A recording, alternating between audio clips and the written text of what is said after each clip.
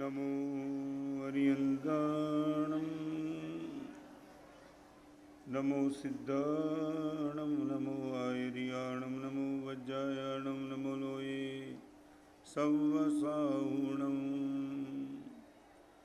एषो पञ्चनमुकरो सर्वभावपणासनो मङ्गलाणं च संवेशिं पद्मो हवै मङ्गलम् नमो दुर्वाररागादिवैरिवारनिवारिणे अर्हते योगिनाथाय महावीराय तायिने जय जगजीवजोनि वियाणो जगगुरु जगानंदो जगनाहो जगबंधु जय जगप्रिया महो भयवं जय सुवाणं भवो तीर्थराणो अपच्छिमो जय गुरुलोगाणो जय महप्पा महावीरो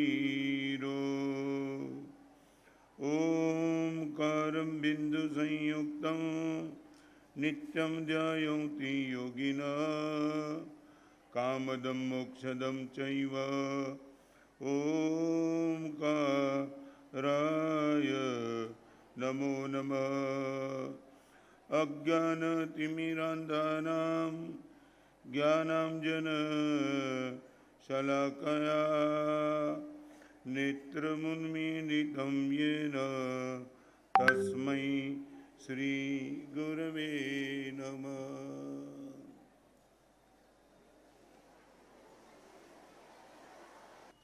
शिष्य गुरु ने एक आदेश दिया, कमरे के अंदर जाकर के एक फूल की माला है वो लेके आ। शिष्य कमरे के अंदर जाने के लिए निकला। बीच में एक और कमरा आता था। कमरे के बीच में उसने सांप को देखा। वापिस आया, गुरुदेव मैं वहाँ नहीं जा सकता हूँ। क्या दिक्कत क्या है? सांप है। और गुरु ने कहा एक काम कर, ये मंत्र लेके जाना, मंत्र बोलना, सांप अपने आप से चला जाएगा। गुरु के वचन पर भरोसा था। वो मंत्र बोला, फिर भी सांप नहीं गया, वापिस आया। गुरु ने कहा अभी एक काम कर, एक लकड़ी लेके जा, सांप कुछ नहीं करेगा, लकड़ी मार देना, सांप अपने आप से चला जाएगा। लकड़ी लेके गया, लकड़ी मारी, फिर भी सांप नहीं गया। तब उसने बोला गुरुदेव मंत्र भी बोल लिया, लकड़ी भी मार दी, फिर भी सांप नहीं गया, अभी क्या करूं? जाना तो है ही, और एक काम कर, छोटा सा दीपक लेके चले जा। रात का समय था, अंधेरे में वो सांप लग रहा था, और जैसे ही दीपक लेकर के गया, देखा अंदर जाके फूल की माला लेके आया। और गुरु ने पूछा कि सांप गया क्या? वो हंसने लगा और उसने बोला गुरुदेव आप भी तो कमाल की मजाक करते हो। क्या हुआ? भगवान आपने मंत्र दिया, मंत्र के बाद भी सांप नहीं गया, लकड़ी मारी फिर भी सांप नहीं गया, और जैसे ही दीपक लेकर के मैं गया तब पता चला सांप था ही नहीं, रस्सी थी। जैसे ही मैंने वो पता लगा ज्ञान दीपक के प्रकाश में ये रस्सी है, उनको सांप मान के मैं डर रहा था। आज वो बात आज आपके सामने करना चाहता हूँ। Really we are educated. ज्ञान का नाम दीपक का है।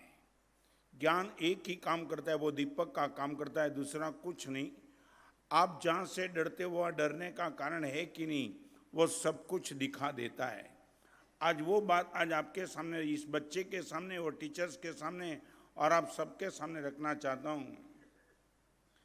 जीवन में इतने साल तक मैं जो कुछ भी समझा, यदि मैं उनको ज्ञान मानता हूँ तो इतना ही हम पक्का पता कर ले कि जो चीज़ जैसी है उनका दर्शन ऐसा ही हमें करावे, वो ज्ञान की ताकत है। तो आज 4 स्टेप की बात करना चाहता हूँ। नंबर 1, समझशीलता चाहिए, समझशीलता। ये पढ़ते पढ़ते पढ़ते पढ़ते मुझे सब पता लगना चाहिए, संसार क्या है, जीवन क्या है, मेरा मन क्या है, मेरे माँ बाप क्या है, मेरा गोल क्या है, मुझे मिला हुआ शरीर क्या है, मैं इस संसार में किस लिए मेरा जन्म हो चुका है, ये पता चले। ये नंबर 1 की भूमिका। आज एक बात वो टीचर्स को लेकर के मैं करना चाहता हूँ, सच बताओ, आज स्कूल में जो भी पढ़ाई हो रही है, स्कूल कॉलेज में जहाँ तक पढ़ाई हो रही है, उसमें लाइफ को टच करने वाला सब्जेक्ट कितना है?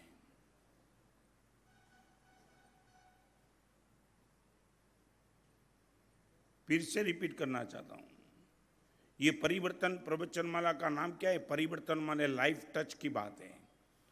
ये तुम परिवर्तन, ये प्रवचन में भी आने का थोड़ा ज़्यादा भी मन होता है, क्योंकि आपको लाइफ रिलेटेड बहुत कुछ बात इस प्रवचन में आती है। इसलिए यदि आपके जीवन को, और सीधी बात है निखिल भाई, आप बाजार में सब्जी लेने के लिए जाओ, गलती से डायमंड बाजार में पहुंच जाओ, आपको चाहिए सब्जी, और डायमंड बाजार कितना भी करोड़ों का हीरा होगा, आप वापिस आ जाएंगे, आप बोलेंगे मुझे जो चाहिए वो चीज़ इस बाजार में नहीं है। तो आज वो पूछना चाहता हूँ यहाँ बैठी हुई छोटी बच्ची को, ये इतने बड़ी संख्या में आने वाले लड़के को, और ये शिक्षा की व्यवस्था जिसने बनाई उन लोगों को, कि मैथमेटिक्स, फिजिक्स, केमिस्ट्री, साइंस जो कुछ भी पढ़ रहे हैं, वो कोई भी सब्जेक्ट इनके जीवन को टच करने वाला कितना है?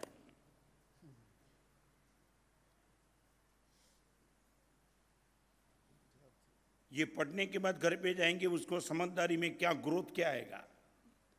मेरे माता पिता ये है, आज तक मुझे पता नहीं था, शिक्षा लेने के बाद मुझे पता चला मेरे माँ बाप का मेरे पर क्या उपकार है। इस देश को मैं समझ नहीं था, पहली बार पता चला डेमोक्रेसी इस देश में मिली है तो मुझे क्या क्या ताकत मिली है। आज आपको पूछना चाहता हूँ, इस पढ़ने के बाद, वो घर पे जाने के बाद बच्चे को क्या फील होता है? मैं कुछ समझदारी लेकर के आया क्या? ये परिवर्तन प्रवचनमाला में सुनने के बाद आपको जाते तो कभी ना कभी कहीं लगता है कि ये पता नहीं था, आज पहली बार पता चला, चलो कुछ जीवन में हम चेंज करें, बदलाव लावे। तो इस सभा में बैठने वाले आप सबको पूछना चाहता हूं कि शिक्षा में समझदारी की बात कितनी है? समझदारी, बिल्कुल निखिल भाई रिपीट करूंगा, एक है नोइंग और दूसरा है अंडरस्टैंडिंग। दोनों के बीच में फर्क है। आज स्कूल की पढ़ाई में, एजुकेशन में नोइंग की बात बहुत है, मगर अंडरस्टैंडिंग की बात करीबन करीबन कम है। फिर से रिपीट करूं, जो सत्य बुद्धि को छूता है उनका नाम है नोइंग, और जो सत्य हृदय को छूता है उनका नाम है अंडरस्टैंडिंग। सिर्फ बुद्धि को छूने वाला सत्य उनको हम बोलेंगे नोइंग, और हृदय को छूने वाला सत्य उनको बोलेंगे अंडरस्टैंडिंग। आज स्कूल में नोइंग ज़्यादा है कि अंडरस्टैंडिंग ज़्यादा है? आज कई पूरी व्यवस्था इसलिए, आपकी बुद्धि से, लॉजिक से जो चीज़ बैठे उनको मानो, बाकी किसी चीज़ को मानो नहीं। हर चीज़ तो लॉजिक से बैठने वाली नहीं है। एक प्रश्न पूछना चाहता हूँ, ये रिक्शा में बैठने के बाद ये ड्राइवर के पास तुम्हारा लॉजिक क्या है? अनजान ड्राइवर, अपरिचित ड्राइवर के हाथ में आप आपका जीवन जब दे देते हो, बैठते हो, 1-2 किलोमीटर मंजिल जाने के लिए आपकी पूरी जीवन की व्यवस्था आप उनको दे देते हो, उनको हाथ में, लॉजिक क्या है? सच बोलो, मुझे इतना बताओ कि ड्राइवर पर लॉजिक करके क्या रिक्शा में तुम बैठते हो क्या? पीने वाला होगा, एक्सीडेंट कर देगा, वो रियली उनके पास लाइसेंस है कि नहीं, वो सही ढंग से चलाएगा, एक लॉजिक है आपके पास, और कोई लॉजिक का आपको जवाब मिलता है तब बैठते हो।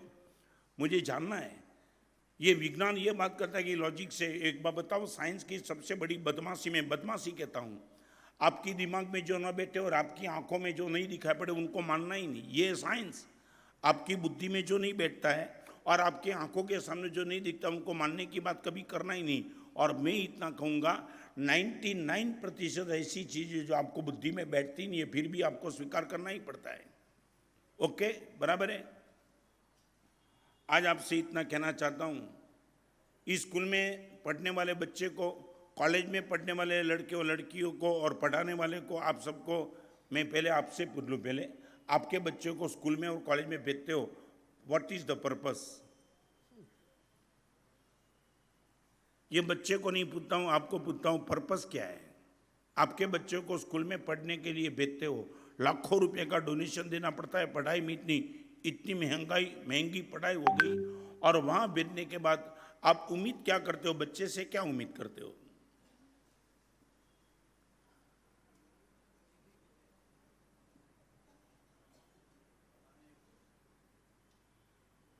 अरे क्या समर्थ माने क्या करना है? समर्थ बन के क्या करना क्या है? नहीं, मैं मान गया समर्थ हो जाए, मगर किस क्षेत्र में, कैसे और क्यों? किस क्षेत्र में आप समर्थ बनाना चाहते हो? पैसे कमाने में? आप पैसे को इतनी प्रायोरिटी देते हो, समझ में नहीं आता है। पैसा कमाने के लिए एक बात बताओ, पैसा कमाने की बहुत ज्यादा बुद्धि की जरूरत नहीं है। हाँ, क्या है? संभालने के लिए भी बुद्धि। संभालने वाले बहुत मार खा गए, आपको मालूम नहीं? संभालने वाले बहुत लोग मार गए। 1000 रुपया की नोट को संभालने वाले जो बैठे थे, मोरार जी ने एक रात में 1000 कैंसिल कर दिया, सब बेवकूफ बन गए। ये आपके पास जो पैसा है ना, वो आपकी ताकत नहीं, वो गवर्नमेंट की ताकत है। जिस दिन गवर्नमेंट किसी नोट को कैंसिल कर देगी, एक रात में आप भिखारी बन जाएंगे। इस बच्चे को, चलो आपको नहीं बुझी, बच्चे को बुझी। सच बोलो बच्चे लोग, तुम क्यों पढ़ते हो?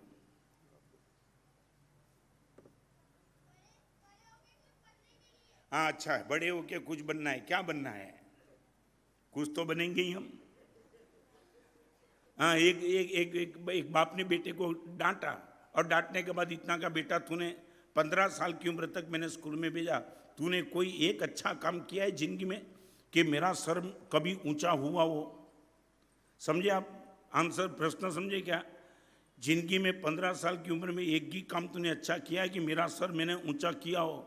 तब बेटे ने बोल दिया, पापा एक रात आपके सर के नीचे मैंने तकिया रख दिया था, सर आपका ऊंचा हो गया था। ये तकिया रखने की बात है क्या?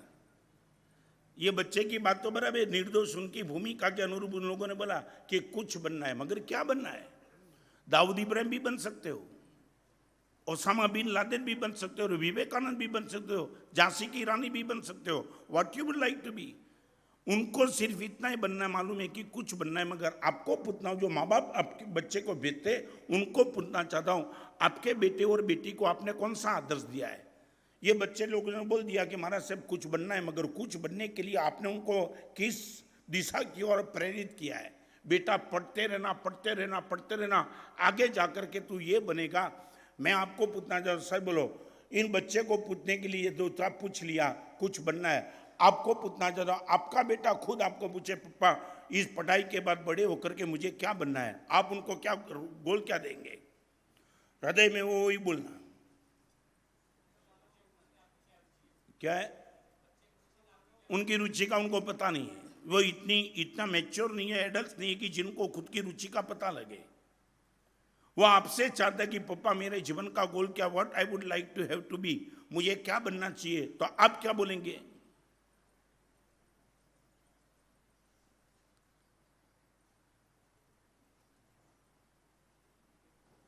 जवाब चाहिए आपसे भी।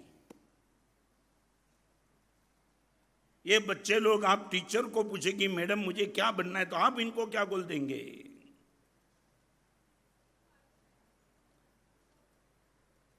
हाँ,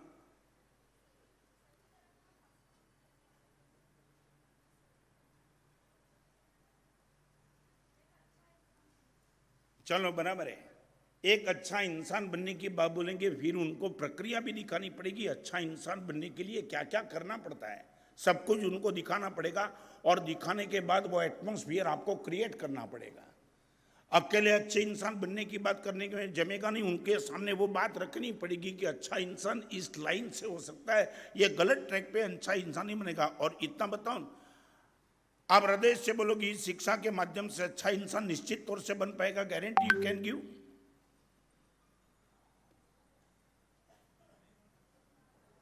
क्या? तो मैं 3 बात करना चाहता हूं अच्छे इंसान बनने की। एक बात समझ लो, मेरे शरीर में 4 चीज सबसे महत्वपूर्ण है।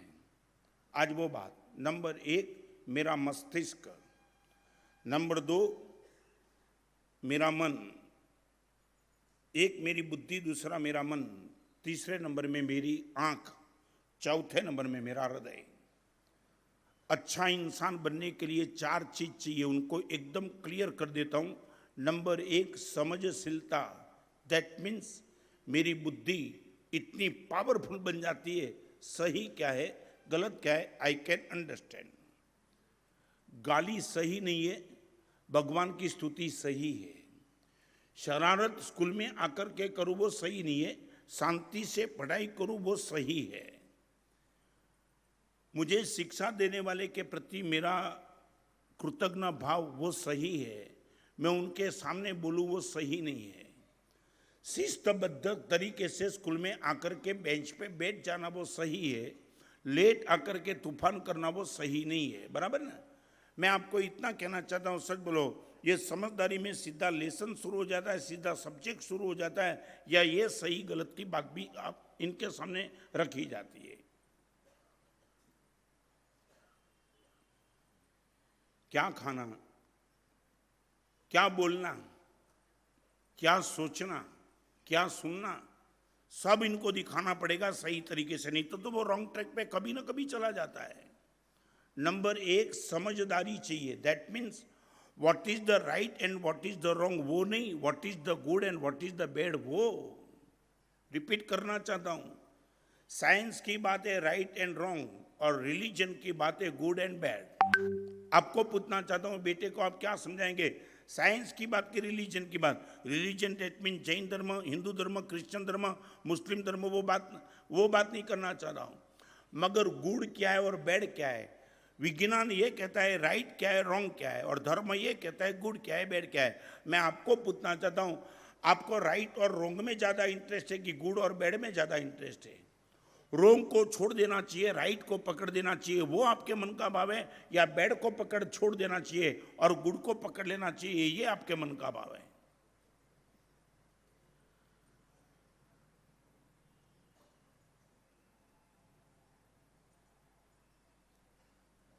साइंस का एक आधार है राइट एंड रॉन्ग, ये चलेगा ये नहीं चलेगा, ये चलेगा ये नहीं चलेगा, ये चलेगा। और विज्ञान बोलता है राइट रॉन्ग की बात तेरे घर पे छोड़ दे, गुड और बैड की बात कर। सामने वाला ने गाली दिया इसलिए तुमने गाली दिया, तुम बोलेंगे उसने वो दिया इसलिए मैंने वो दिया, इट इज राइट। मगर गाली देना वो गुड नहीं है। विज्ञान बोलता है सामने जो एक्शन के सामने रिएक्शन वो ज्ञान की बात है। रिपीट करना चाहता हूं, एक्शन के सामने रिएक्शन वो ज्ञान की बात है, और एक्शन के सामने रिवॉल्यूशन वो धर्म की बात है। Not reaction but revolution.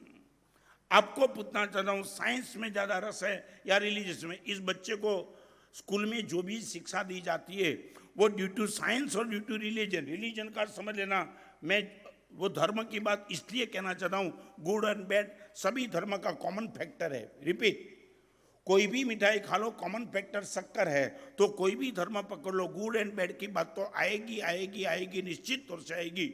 मैं आपको पूछना चाहता हूं, मैनेजमेंट को, टीचर को, प्रिंसिपल को, जो भी यहाँ बैठे, और आप सबको भी जीवन में आप जो भी निर्णय करते हो वो गुड एंड राइट को लेकर के करते हो, या गुड एंड बैड को लेकर के करते हो, या राइट एंड रॉन्ग को लेकर के करते हो? ज्यादा क्या, right can be bad and wrong can be good, ये आपके मन में बैठी है बात। Right can be bad, right भी बैड हो सकता है, रॉन्ग भी गुड हो सकता है, आपके मन में बैठी है बात।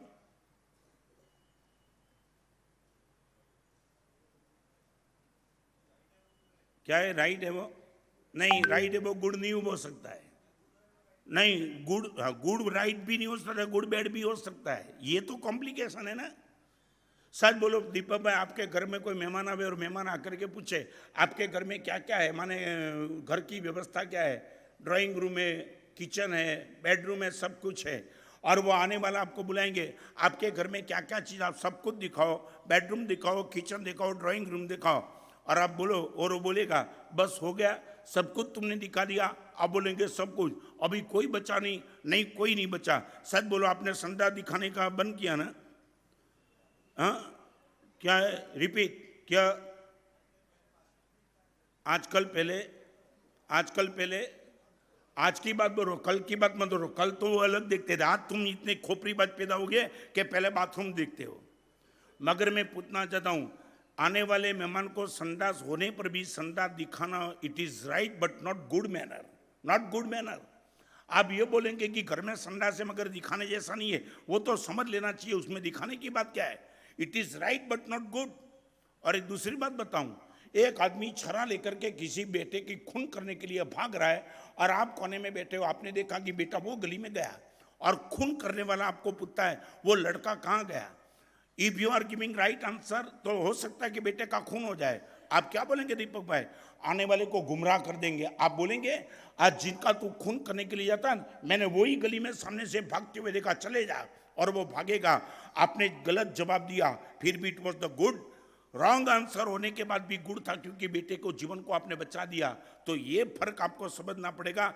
Right can be bad and wrong can be good. आपको बैठता है क्या बात? आज और पति और पत्नी के बीच में जो डाइवर्स होने लगा है ना, वो राइट और रॉन्ग के हिसाब से गुड और बैड की बात होती तो डाइवर्स होता ही नहीं। पत्नी बोलती है मैं राइट हूं और बेटा बोलता है मैं राइट, पति बोलता है मैं राइट हूं, और इनके हिसाब से तो डाइवोर्स होने लगे। गुड और बैड का संबंध होता तो संबंध स्थायी होता, राइट एंड रॉन्ग की बात होने के हिसाब से संबंध खत्म होने लगे। मैं इन बच्चे को कहना चाहता हूं, इन बच्चे को शिक्षा देने वाले को कहना चाहता हूं, बच्चे को भी कहना चाहता हूं, आप टीचर को भी पूछो, आपने राइट और रॉन्ग की बात हमें बताई मगर गुड और बैड की भी बात बताओ।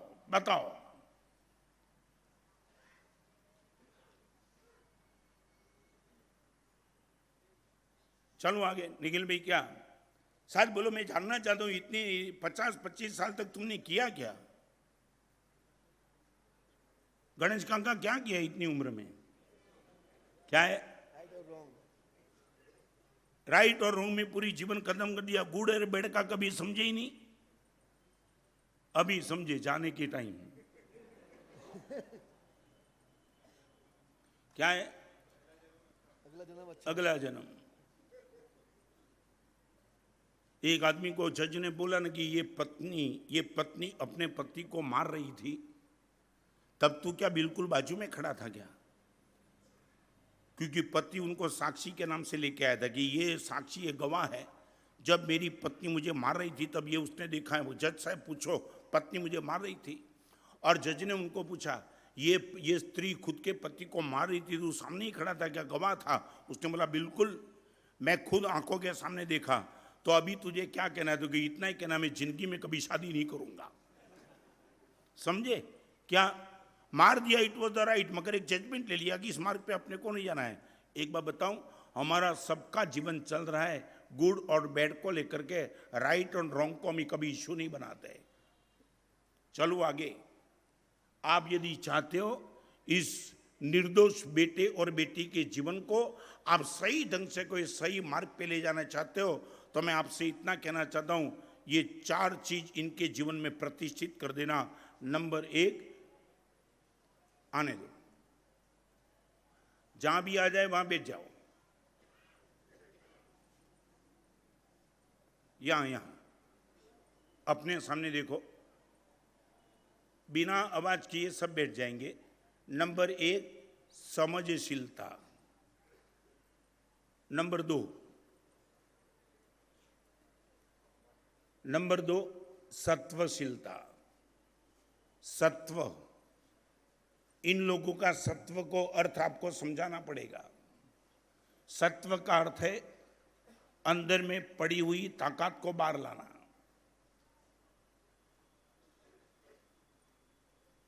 एग्जाम में प्रश्न पत्र थोड़ा कठिन लगा,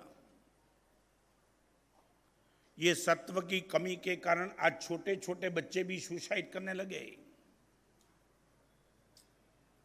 एग्जाम में जो लिखना था वो लिख नहीं पाए, स्ट्रेस में गए।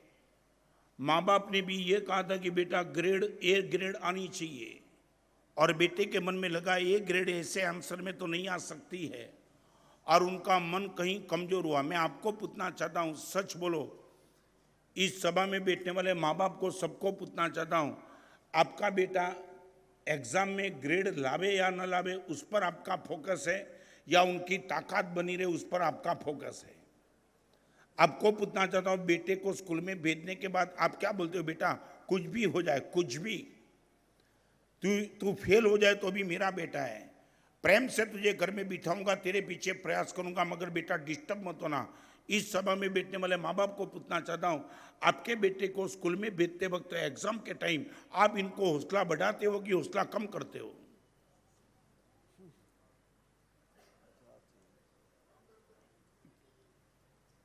लड़के लोग आवाज, I would like to know from you, आपके बेटे के पास, बेटी के पास आपकी उम्मीद क्या? वो ग्रेड लाना चाहिए कि ताकत बनाए रखना है, सत्वशीलता? आप बोल दो बेटे को कि बेटा फेल हो रहा, कोई महत्व इतना, this is the part of life, not whole life. Education is the part of life, not whole life. मान लिया कि एजुकेशन के क्षेत्र में तू निष्फल हो गया, फिर भी बहुत बड़ा क्षेत्र है जीवन का, कोई भी क्षेत्र पकड़ के लेना बेटा, तो सक्सेस हो सकता है। मैं आपको पूछना चाहता हूं, टीचर को भी ये कहना चाहता हूं कि बेटे को इतना एम्बिशंस में मत ले जाओ, इनके हृदय में एम्बिशंस को बहुत बढ़ावा मत दो, तुम ये होगा ये होगा ये होगा, छोड़ दो। अभी एक बाप अपने बेटे को बोल रहा था कि तुझे मालूम है न्यूटन कैसे बना? न्यूटन की बात मालूम है? न्यूटन कौन था? हाँ, साइंटिस्ट। क्या क्या हुआ था उसके जीवन में?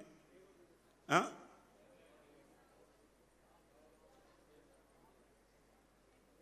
सेब क्या हुआ? सेब,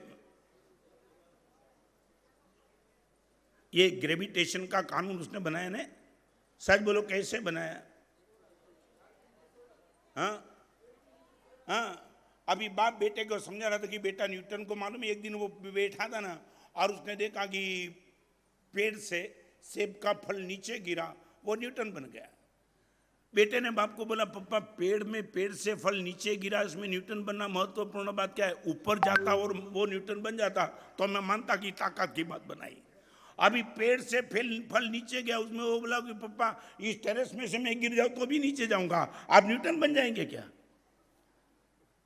बच्चे को तुमने ये दिखाया, चाहे कैसी भी क्रिटिकल पोजीशन आ जाए, तुम फेल हो जाओ, चिंता मत करना, this is the part of life, not whole life. ये माँ बाप ने इतना स्ट्रेस में डाल दिया बच्चे, और बच्चे को उनको इतना टेंशन देता है। और रिपीट करना चाहता हूं इस सभा के बीच में, चींटी के बाजू में लड्डू रखो, चींटी के बाजू में लड्डू रखो तो चींटी मस्ती में जी जाएगी, मगर चींटी पे लड्डू रख दो, चींटी मर जाएगी। समझे नहीं आप? आप चींटी के बाजू में लड्डू रख दो, चींटी जी मजे से चलेगी। आज का पूरा एजुकेशन चींटी के बाजू में लड्डू नहीं है, मगर चींटी पे लड्डू है। कभी कभी तो ये लगता है उनका जितना वेट है उससे तो ज्यादा दफ्तर का वेट है। क्या वो लेकर के जब निकलते लगता है बाप रे बाप, इतना सब्जेक्ट, इतनी बुक्स, क्या क्या लेकर के निकलते। वो लगता है कि ये क्यों, इतने कमजोर माइंड पे ये इतना बोझ क्यों? कितना सब्जेक्ट, कितना घंटा, कितना लेसन, कितना ट्यूशन, वाई? क्या लेकर के जाना है? सच बोलो, सत्व तुमने कितना पैदा किया? सत्व माने ताकत। उनको बोलो दुख में भी टिक जाना और ये ताकत रखना। जीवन में निष्फलता आएगी, जीवन में कष्ट आएंगे, जीवन में दुख आएंगे, हिलना मत, मस्ती से खड़ा रह जाना। ये तुमने कब सिखाया? ये पूरी की पूरी शिक्षा में सत्व की बात कहाँ आती है? मेरा हर साधु पढ़ता नहीं है, मैं भी नहीं पढ़ा था, मगर गुरुदेव ने साधु जी में मुझे टिका दिया। कोई चिंता मत करना, पढ़ाई नहीं होती है तो पढ़ाई वो पूरी जीवन नहीं है, जीवन को खत्म करने की बात नहीं करना। आपको मालूम नहीं है, मैं फिर से रिपीट करना चाहता हूं, आज हिंदुस्तान में जो सुसाइड की संख्या है उसमें 28% सुसाइड इस छोटे बच्चे का आया है, सर्वे। और अभी मैं बताऊं, 3 साल पहले बॉम्बे में हॉस्पिटल में काम करने वाले जूनियर डॉक्टर, मेल और फीमेल, इस सभा में बैठने वालों को जानकारी लेकर के आश्चर्य होगा, मेल डॉक्टर में से 1000 में से 27 और फीमेल डॉक्टर में 1000 में से 37 सुसाइड कर चुके हैं। आप इनका रेशियो समझते हो? 1000 से 27 माने 100 में से 2.7 रेशियो मेल का और 3.7 रेशियो फीमेल का। ये डॉक्टर, जिसको डॉक्टर बनाने में माँ बाप ने 25-50 लाख का खर्च किया होगा, वो डॉक्टर नहीं बन पाया तो कंपटीशन दी, सुसाइड। यदि उनके पास सत्य होता, यदि इनके पास सत्य होता तो बेटा सुसाइड नहीं। ये छोटे बच्चे को तुम ये क्या लेकर के बैठे हो? आपको पूछना चाहता हूं, हमने जब से दीक्षाली साधु बने, गुरुदेव ने सत्वशील बनाया, रत्न चिंता मत करना। ये नागपुर की 48.5 डिग्री गर्मी में भी हमें सत्वता इसलिए आए। साधु जी बने, दिक्कत तो बहुत कुछ आ सकती है, जिंदगी में कष्ट तो आएंगे ही। तो आपको पूछना चाहता हूं, कष्ट के बीच में भी इस बच्चे का हौसला बना रहे, जीवन को खत्म करने का मन हो, उनका मन कभी डिप्रेस न हो, ऐसी शिक्षा की बात स्कूल में कितनी बार की जाती है। मैं नेगेटिव बात नहीं करता हूं, समझ लेना। आपने बोला हम चाहते कि यदि बच्चा हमें पूछे कि what I would like to have to be, और हम बोलते महाराज साहब इनको कहते सही इंसान बनना, तो सही इंसान बनने के लिए समझशीलता के बाद आती है सत्वशीलता।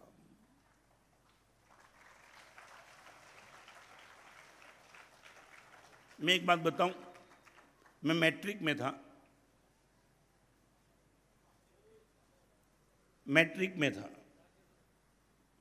मैथ्स का पेपर था, भवांस कॉलेज अंधेरी में मेरा सेंटर था। और जब एग्जाम देने के लिए गया, मेरे साथ एक लड़का था, उसने बोला कि ये बोर्ड वाले एग्जाम का जो पेपर निकालते हैं ना, हमारा अपमान कर देते। एग्जाम में ऐसे प्रश्न पूछते जिसमें लगता है कि वो निश्चित तौर से हमारा अपमान है। मैंने बोला क्या हुआ? तो मैथ्स का पेपर देखना, नंबर फर्स्ट का जो क्वेश्चन आएगा ना, वो क्वेश्चन में ये लिखा होगा फिलिंग द ब्लैंक्स, 16 में से कोई भी 8। समझे क्या? इनको क्या बोलते? ऑप्शन। हिंदी में क्या कहा जाता है? विकल्प। हाँ, विकल्प ही कहते हैं ना। हाँ, बस सीधा लिखेंगे 16 में से कोई भी 8 लिखो। वो लड़का मैट्रिक में था, हम साथ में थे, मेरा भी वही भोमांस कॉलेज में सेंटर था। वो लड़के ने बोल दिया ये यूनिवर्सिटी वाला अपना अपमान करते, आज मैं जाकर के उनका अपमान कर दूंगा। मैं बोला मार खाएगा, ये सिस्टम के सामने अपना कुछ नहीं चलता है, सिस्टम है, तू अपमान क्या करेगा? उसने बोला अभी नहीं बताता हूँ, एक बार एग्जाम देने के बाद तुझे बस स्टैंड पे मिलूंगा, फिर बताऊंगा मैंने अपमान क्या किया। वो लड़का गया, मुझे उनके दया आ गई कि साला मर जाएगा, ये जोखम करता है। और एनुअल एग्जाम थी, कोई टर्मिनल प्रीलिम नहीं थी। और वो आया, उनके चेहरे पे मुस्कान थी। और आने के बाद मैंने उनको पूछा क्या किया? उसने बोला मैं अपमान करके आया। मैं बोला क्या अपमान किया? अरे पहले क्वेश्चन में तूने देखा ना, उसमें लिखा था 16 में से कोई भी 8 लिखो। मैं वो लिख के आया, उसने वो लिखा कि 16 में से कोई भी 8 लिखो। मैंने उनको, जो परीक्षक एग्जामिनर होगा, उनको मैं चैलेंज दे के आया, 16 में से तू मेरी 8 ताकत है, वो कोई भी 8 तपास करो, मुझे 100% मार्क मिलने वाला है। तू मुझे ऑप्शन देता है, मैं तुझे ऑप्शन देता हूं, 16 में से कोई भी 8। आपको पूछना चाहता हूं, ये है आपके पास ये सशक्त ताकत, ये सत्वशीलता है? आज 100% ऑप्शन मांगने वाले लड़के बैठे, 100% ऑप्शन, 100। शायद बोलो जीवन में ऑप्शन मिलेगा क्या? आप स्कूल की छुट्टी होने के बाद स्कूल में घर से जाएंगे, बाजार में जाएंगे, शादी करके कहीं जाएंगे, उनको ऑप्शन मिलेगा क्या? नहीं। आने वाले कष्ट उनको झेलना ही पड़ेगा। There is no option. तो तब क्या करेगा वो? और एक बात आई, इस बच्चे को भी कहना चाहता हूं और आप सबको भी कहना चाहता हूं, अभी क्या चल रहा है मालूम है निखिल भाई? इन बच्चे को लेकर के पूछो ना, तो परीक्षा की जिंदगी चल रही है। परीक्षा की जिंदगी माने कभी मालूम ही नहीं था, कभी भी पूछो एग्जाम है या तो एग्जाम खत्म हुई। इस बच्चे को तुम कभी भी बुलाओ, या तो एग्जाम आने वाली या तो एग्जाम पूरी होगी। कितनी एग्जाम होती है ये बच्चे लोग की? एग्जाम कितनी? एक साल में, एक साल में। और नहीं, अच्छा है।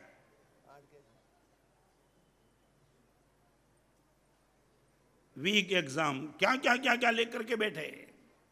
तो एक इतना बताऊं, परीक्षा की जिंदगी इन लोगों की समाप्त तो होगी।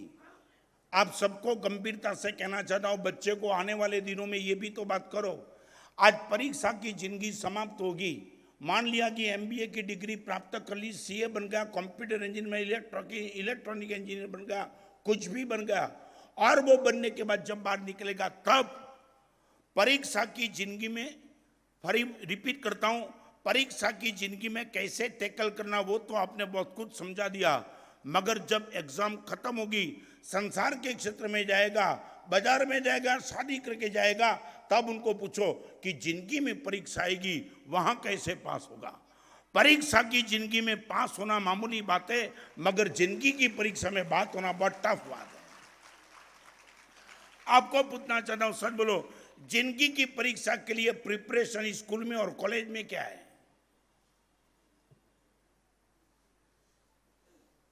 क्या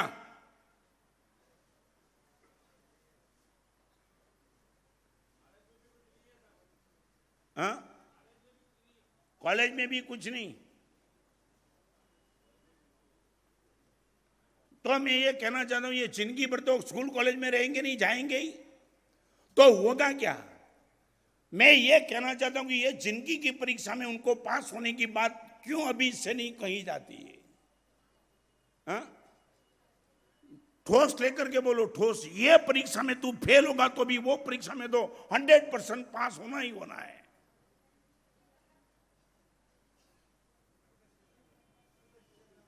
एकदम बताऊं, बहुत सेटिस्फेक्शन की बात नहीं है।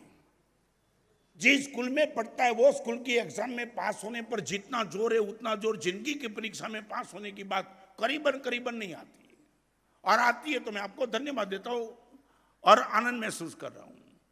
मगर मुझे दुख है कि करीबन नहीं तो ये होता 28% सुसाइड छोटे बच्चे का। मैं दिल्ली में था, एक लड़का 93 पे सुसाइड करके निकला और सुसाइड नोट में लिख दिया था 95% एक्सपेक्टेशन था, मगर 2% कम आगे मैं सुसाइड कर देता हूं। ये नंबर 1 समझशीलता, नंबर 2 सत्वशीलता, नंबर 3 शर्मशीलता। शर्मशील। आपको पूछना चाहता हूं, इस बच्चे को कभी तुमने शर्म की बात बताई? गलत करना है तो माँ बाप की शर्म, टीचर खुद क्लास में उपस्थित और बच्चा किसी को गाली देता है, उनकी टीचर की उपस्थिति की शर्म। बिना शर्म न समाज चलता है, न संस्था चलती है, न परिवार चलता है, न खुद का जीवन चलता है। रिपीट करना चाहता हूं, बिना शर्म न समाज चलेगा, न परिवार चलेगा, न जीवन चलेगा। जीवन में शर्म तो चाहिए ही चाहिए। चाइना की एक श्रेष्ठतम प्रवर्ब है कि जिनकी आंख में से शर्म का जल खत्म हो गया उनकी दोस्ती कभी मत करना। जिनकी आंख से शर्म का जल निकल गया उनकी दोस्ती कभी नहीं करना। जो बेशर्म है, माँ बाप कौन, टीचर कौन, प्रिंसिपल कौन, मैनेजमेंट कौन, कोई नहीं, मैं किसी को नहीं मानता हूं, मेरे मन में जो होता वही करता हूं। ऐसी बात करने वाले से 100% दूर हो जाना। आपको मैं पूछना चाहता हूं, आपको पूछना चाहता हूं, ये शर्मशीलता की बात स्कूल और कॉलेज में कितनी आती है? दिल्ली यूनिवर्सिटी की वाइस प्रेसिडेंट अमृता धवन मुझे मिलने के लिए दिल्ली में आई थी। दिल्ली यूनिवर्सिटी की वाइस प्रेसिडेंट, और मैंने जब इनके सामने बात बताई तब उसने बोला, महाराज साहब आप शर्म की बात करते हो, हमारे वहां शर्म की बात करने वाला ऑर्थोडॉक्स और बेवकूफ माना जाता है। महाराज साहब इज आउट ऑफ डेट। हमारे वहां तो जितनी बदमाशी की बात हो सकती उतनी बात करने वाला फॉरवर्ड माना जाता है, बाकी बैकवर्ड माना जाता है। यह बात तुम शर्म की बात करो माने बैकवर्ड हो। माँ बाप की शर्म नहीं रखना, टीवी में जो देखना वो देखना, मोबाइल में जो बात करना है वो करना, शर्मशीलता कहां? एक छोटी बात पूछूं, इस टीचर स्कूल की बात छोड़ो, इस सभा में बैठने वाले मेरे सामने जो श्रोता बैठे उनको पूछना चाहता हूं, सच बोलो, आपके परिवार में एक भी सभ्य श्रीमंत हो, समझदार हो, मगर शर्मशील न हो, आपका घर चलेगा क्या? रिपीट करना चाहता हूं, आपके घर में शर्म की प्रतिष्ठा न हो, घर चलेगा क्या? आपको लगेगा माना साहब शालीन परिवार तो इनको कहा जाता है जिनके वहां शर्म बच्ची है। शर्म बच्ची नहीं, बेशर्म बन गया। तो इस बच्चे के पास समझशील बनाओ, उनको सत्वशील बनाओ, और नंबर 3 उनको शर्मशील भी बनाओ। ये अच्छे अच्छा इंसान बनने का ये 3 ही रास्ता है, 4।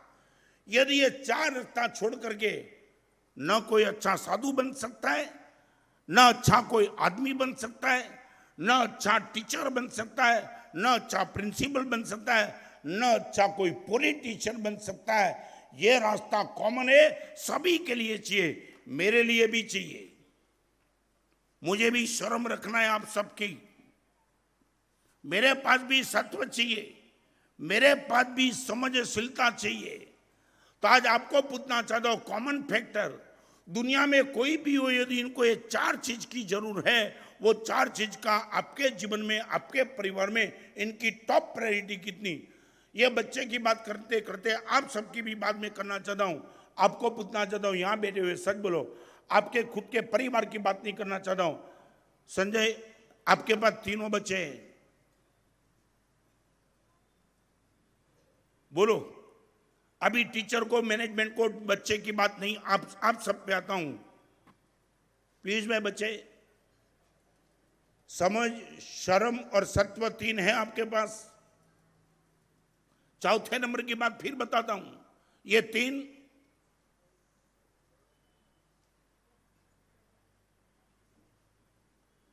बोलो।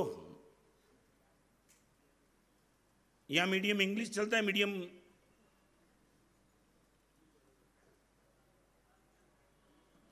हाँ, इंग्लिश मीडियम।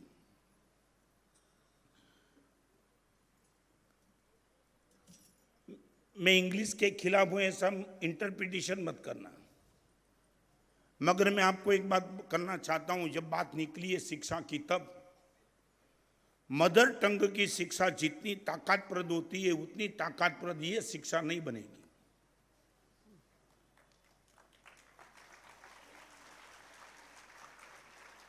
एक सही दृष्टांत कल मैंने जो सुना, आज आपके सामने निखिल भाई रखना चाहता हूं। यदि आपकी खोपड़ी हो और आप ये चाहते हो कि गुरुदेव ये हम कहां से कहां चले गए, और यदि आपको कोई दुख हो तो बस दुख में आंसू के 2 बूंद गिरा देना, मैं मान लूंगा कि ये प्रवचन सफल हो गया। जर्मनी में लुडविग साफन नाम का गांव है। लुडविग साफन, BASF की कंपनी है, नाम सुना है? बास्फ।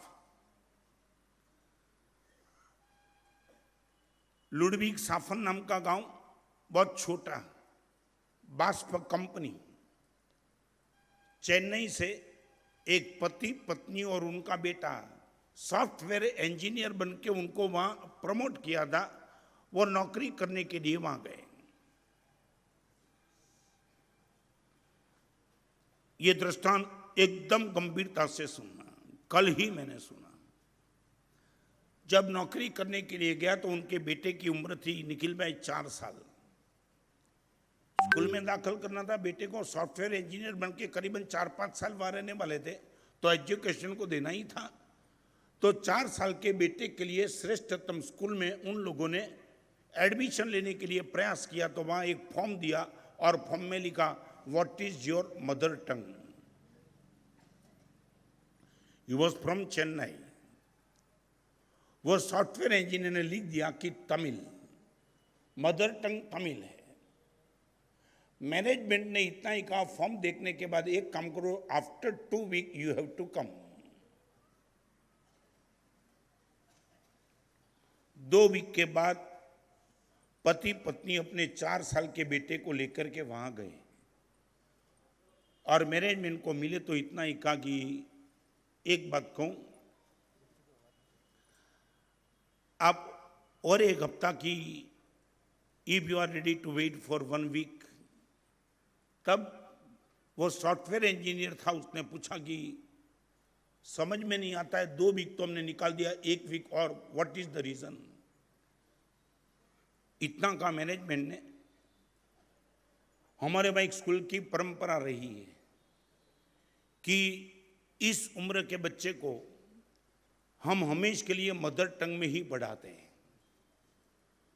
आपने ये लिख दिया कि मदर टंग तमिल है, हमने 2 वीक का समय आपसे इसलिए मांग लिया कि 2 वीक के लिए हमने जर्मनी के महत्वपूर्ण हर पेपर में ऐड दी कि तमिल भाषा में सिखाने वाला कोई टीचर मिले, we would like to have आपके एकलौते बच्चे के लिए।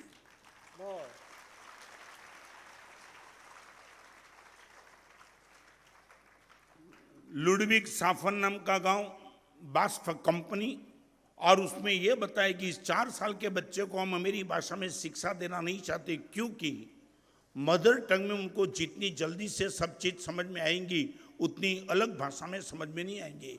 देयरफॉर हमने एडवर्टाइज दे दिए, but we are helpless.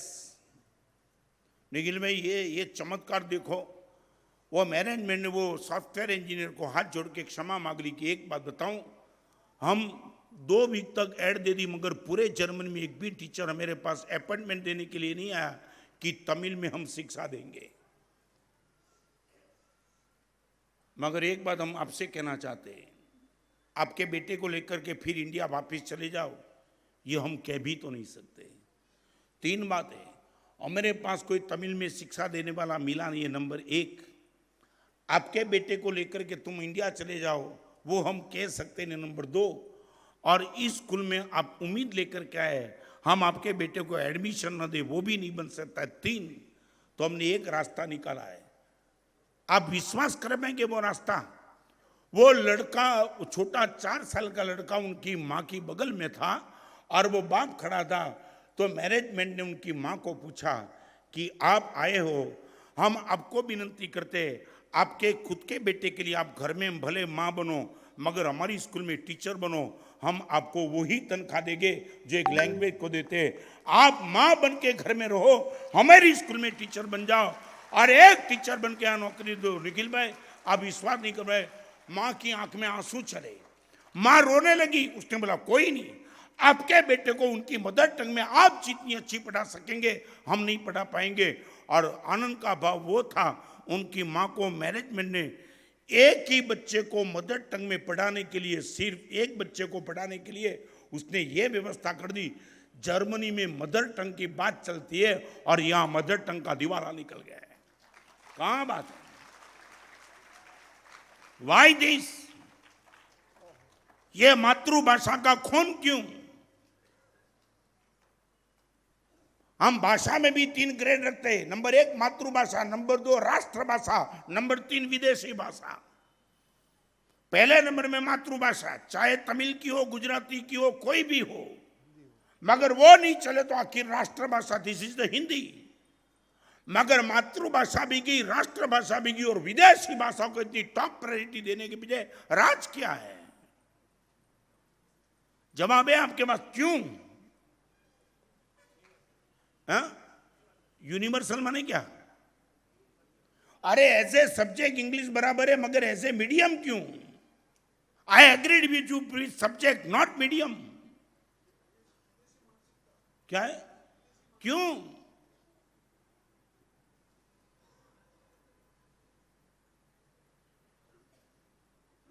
Any answer from you? क्या स्टैंडर्ड क्या है? क्या है इंग्लिश में? है मैं स्टैंडर्ड बन गया नहीं, तुमने बनाया है। हाँ, 2 आदमी के बीच में आपका बेटा यदि मीडियम इंग्लिश में नहीं पढ़ता तो आप गिल्टी महसूस कर रहे हो, जैसे आपका बच्चा कोई अनजान प्रदेश से आ गया है। दिक्कत क्या है? और ये शर्म वाली बात आएगी, ये सत्व वाली बात वहां आएगी। मदर टंग को छोड़ के जितनी इजी गोइंग चलती है, इतनी इजी गोइंग, उतनी अलग भाषा में समझना बहुत मुश्किल बन जाता है। नंबर 1, कल वो साइन वाले किरीट पे आए थे, उसने बता दिया महाराज साहब, एक बच्चे को मदर टंग में पढ़ाने के लिए वो माँ को टीचर और टीचर को तनख्वाह भी इतना जो जर्मन कॉलेज में देता है, वो महाराज साहब मैं तो हिल गया। सामने से ये ऑफर की इन उम्र के बच्चे को हम मदर टंग में ही पढ़ाते, चाहे कुछ भी हो जाए। He was the ready। माँ बाप तो जो परिस्थिति थी वो परिस्थिति में कॉम्प्रोमाइज करने के लिए तैयार थे, मगर मैनेजमेंट ने कॉम्प्रोमाइज नहीं किया।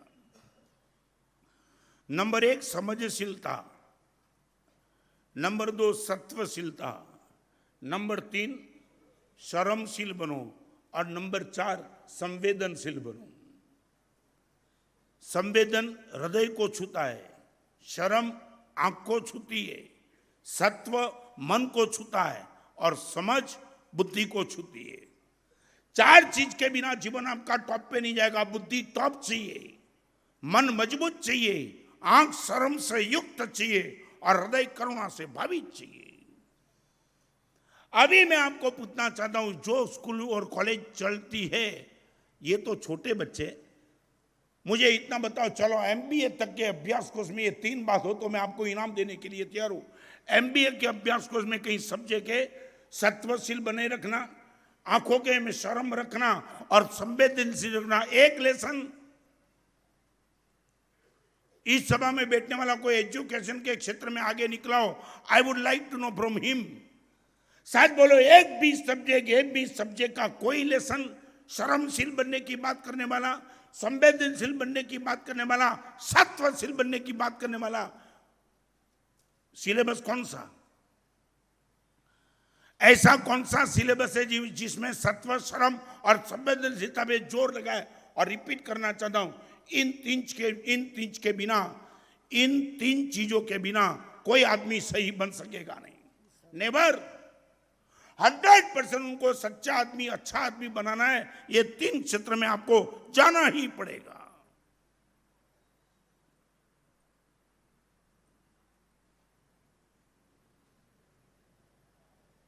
जवाब कोई नहीं तो आगे चलो। संवेदनशीलता क्या है? ये शिक्षा कहां तक रही?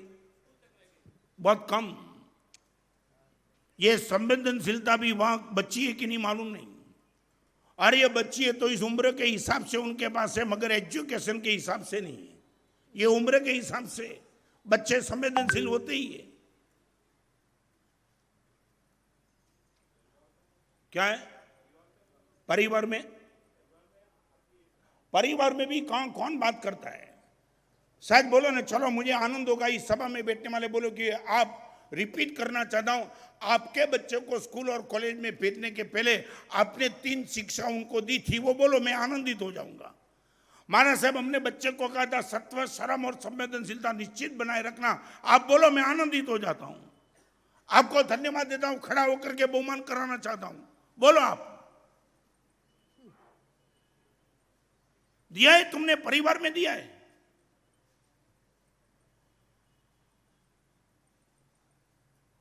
क्या जवाब? क्या है? सच बोलो, ये बात है ही कहां? यदि परिवार में नहीं है, यदि शिक्षा में नहीं है, यदि मीडिया में नहीं है, मीडिया में है क्या? ये मीडिया की बात में आने वाले दिनों में 7 दिन तक मीडिया के लिए बोलने वाला हूं। मगर एक बात बताओ, सच बोलो। अरे रिपीट करना चाहता हूं, इस सभा में बैठने वाले को पूछूं, निखिल भाई आपको ही पूछूं, आपके परिवार का कोई भी सदस्य पूछे मुझे किनके जैसा बनना है, आप कोई एक अंगुली लगा के नाम बोल सको, इनके जैसा बन जाना। 2 मिनट का समय दे दूं आपको, मैं मौन हो जाऊं, आपको सोचने के लिए समय दे दूं। पप्पा मुझे किसके जैसा बनना है, यदि आपका खुद का बेटा पूछे तो आप किस पे अंगुली रखेंगे?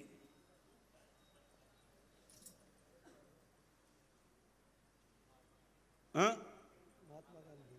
क्या है? महात्मा गांधी। एक बार ओके, जो शांत हो चुके उनका नाम नहीं लेना, नहीं बराबर। जो शांत हो चुके उनका नाम कभी मत लेना। अन्ना हजारे तो आपको ही पहले जेल में भेज देगा बेटा। यदि आपके घर में अन्ना हजारे पैदा हो गया तो सबसे पहली कस्टडी आपकी होगी कि पप्पा इतना लाया कहां से तुमने।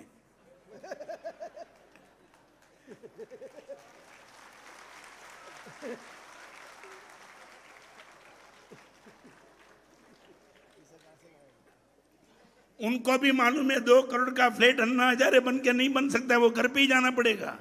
मैं यवतमाल में अन्ना हजारे को मिला, उसने बोला महाराज साहब मैं 35 साल से अपने घर में नहीं गया, मेरा बैंक बैलेंस नहीं है, मेरे भाई के लड़के और लड़की कौन है इनका नाम तक मुझे पता नहीं है, ये अन्ना हजारे और आपका बेटा बन जाए।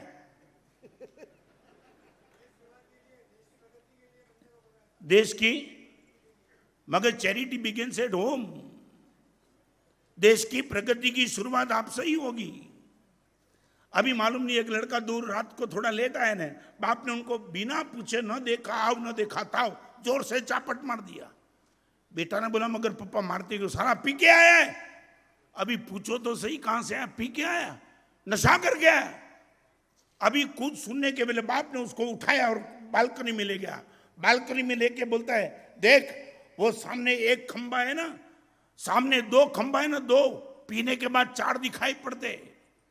समझे निखिल भाई? समझे क्या? सामने दो खंबा है, वो पीने के बाद चार दिखाई पड़ते। बेटा ने बोला पप्पा वहां तो एक ही खंबा है। लाइट हुई कुछ की नहीं हुई? हाँ अभी हंसे। अब बाप खुद पी के बैठा और बेटे को बोलता है एक बात बताओ, आप सच बोलते हो तो मुझे आनंद है। आप यदि हृदय से बोले कि मेरे बेटे को मैं अन्ना हजारे बनाना चाहता हूं, तो एक काम करो, आज से उनको वही गाइड दे दो। उनको पहले नंबर में बोल देना बेटा फेल हो जाना मगर कॉपी मत करना, तो अन्ना हजारे बन पाएगा। मुझे तो आप सिर्फ इतना ही बता दो कि महाराज साहब हम ये तीन चीज को आज से अप्लाई करेंगे। बेटे में, बेटी में या सब में नहीं आएगा, और मेरे खुद के जीवन में तीन चीज बनाए रखे। दुनिया का कोई भी दुख आएगा मगर सुसाइड करने की सोचेगी। No depression, no tension, no irritation, no frustration, जम के खड़े रह जाएंगे। ये सत्वशीलता। महाराज साहब समाज के बीच में निकलेंगे, समाज की शर्म, गुरु की शर्म, भगवान की शर्म, हमारे उपकारी की शर्म, पिताजी की शर्म, माँ की शर्म, 100% रख के बैठेंगे। और संवेदनशीलता, सामने वाले को दुख देख करके महाराज साहब शक्ति होगी, इनके दुख को दूर करने का निश्चित तौर से प्रयास करके ही रहेंगे। यदि ये तीन चीज आ गई, मैं मैडम आपको भी ये कहना चाहता हूं, आज दूसरे दिन भी इन सब बच्चे को लेके आए, आपको बहुत बहुत धन्यवाद देता हूं। फिर से मैं रिपीट करता हूं, आपका सिलेबस जो भी हो वो, आपके सिलेबस से मुझे कोई विरोध नहीं है, मगर सिलेबस में ये चार चीज यदि ऐड हो जाए, समझशीलता, नंबर 2 सत्वशीलता, नंबर 3 शर्मशीलता, और नंबर 4, और मैं आपको पूछना चाहता हूं, मस्तक, बुद्धि, आंख और हृदय, चार पर यदि ये कंट्रोल हो गया, ये वॉचमैन बन गए, सब दुनिया की कोई ताकत इनको लाने देगी। और एक बात बताऊं, मैं साधु बनाना, मुझे मालूम है तब तक निखिल भाई कई लोगों ने मुझे पूछा स्कूल की पढ़ाई कौन सी स्कूल में थी। मैं क्या कहना चाहता हूं समझ जाते हो क्या? एक अच्छा इंसान होता है ना, उनकी पहचान के लिए भी लोग वहां तक जाते, किस बाप का बेटा था वो तो पूछते ही है, मगर ये भी तो पूछते कि कौन सी स्कूल। यहां आने वाले टीचर जो भी बैठे उन सबको कहना चाहता हूं, आज आपके हाथ में आने वाले बच्चे को आपने जो भी पढ़ाया वो तो जो सब कुछ ठीक है, मगर 10, 20, 25 साल के बाद संसार के क्षेत्र में कहीं भी वो आगे बढ़े, तब उनको आगे बढ़ के देखने के बाद सामने वाले को पूछने का मन हो कि कौन सी स्कूल में पढ़ा, ऐसी स्कूल आपकी हो, ऐसा मैं आपको आशीर्वाद देना चाहता हूं।